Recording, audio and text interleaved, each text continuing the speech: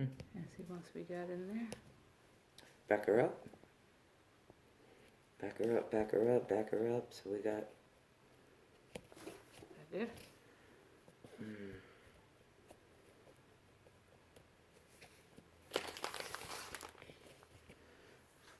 You need to be up in here. How's that? Okay. Hello, our YouTube family. Hi, everybody. Guess who's back? I'm back. Kel is back. Tam&Kel team, we're back.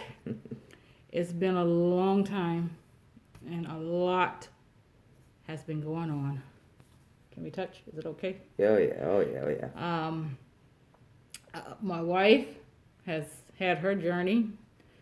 I've had mine. We've had them together. So much has been going on, and I don't even know where to begin. Well, let's begin where each of us know. As you see, we are both wearing masks. There's major purpose to that at this point, and maybe you want to fill them in on that a little bit, Tam. Yes, everybody know I've been sick since the middle of June with the big C, which we don't like to say a lot on here, but so I am still testing positive for the virus, and Kel has not. All these months we've been under the same roof, although we do live separately. I'm on one side of the house, she's on the other. We wear a mask, and we keep our hands sanitized, so she has remained safe from this. Hey, that's enough. Our dogs don't like anybody walking by the house. Oh, Well, we got big news about them too. your body over here. Okay. And so that you can be right here. Okay. See how you're only half? Yeah. Okay. Half of them is enough though. No, it's not. Yeah. So I think. So, anyways, Tammy is still testing positive. Tell them about how you feeling. Feeling pretty good. I have days where I feel like the virus wants to come back and take over. So I just be glad when it gets out of my system and I take negative and I can live my life without this mask on around my wife.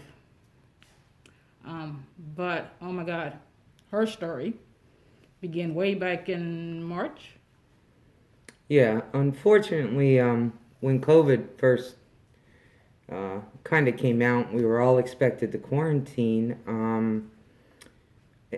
And appendicitis declared itself on me, and went to the emergency room with excruciating pain in my right side, and they told me it was an acute appendicitis, and typically the doctors take that out. They call that an emergency surgery, because if it bursts in you, it will poison your body.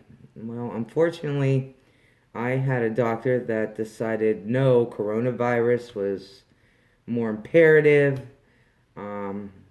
Also, I should back up and tell you that through years of having children and various complications, they put mesh across the front of my stomach.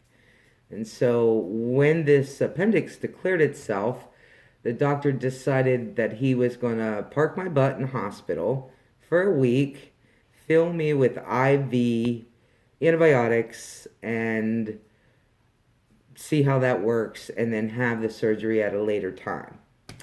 Well, the first step did work. I was able to be discharged from the hospital after a week.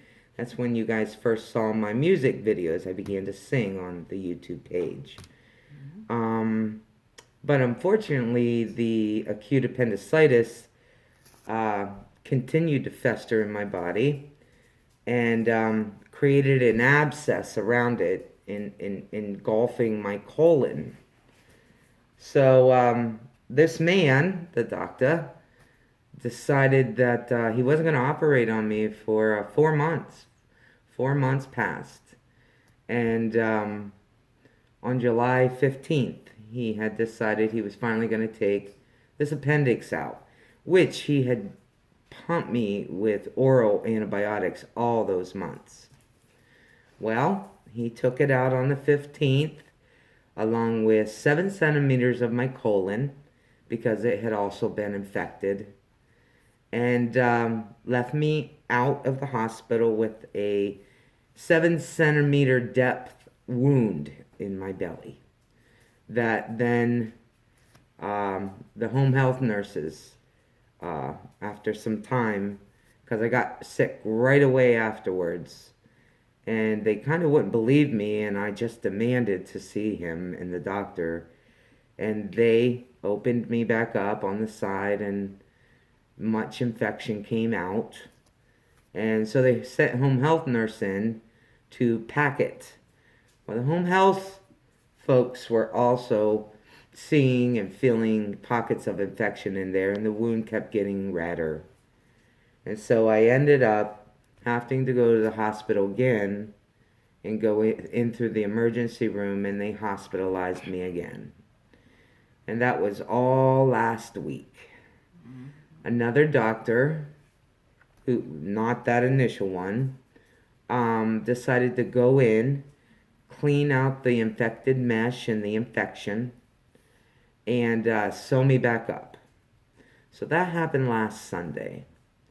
And so I've been in the hospital since. I just was released this past Friday. What they found is, because the initial doctor had given me repetitive antibiotics, that I developed what is called a Cree infection, which is a bacterial organism now in my stomach that is immune to any normal penicillin antibiotics. And it can very much kill you. So, and it doesn't go away easy. So we had to fight with the insurance, and it's a very expensive antibiotic, if they would even pay for it.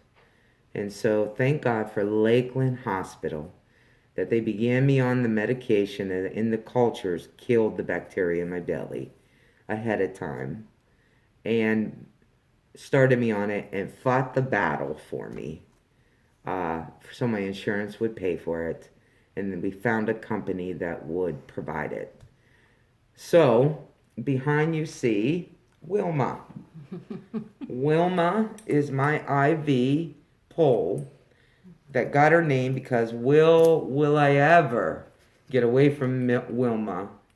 And at this point, I have infusions 3 times a day, 2.5 hours. So it amounts to close to a full-time job, infused in my body. I have a PICC line here that was attached in the hospital. And I have to hook up every day, 3 times a day, and let this unique medicine go in my body to kill this bacteria, this organism. So I would have never believed that this would create all this. The appendix is out of me, thank God, but now I have this Cree infection. So it looks like Wilma and I will be attached till the end of September. And then they inform me that I'll be on a medication to kill the other bad bacteria in my belly for a year.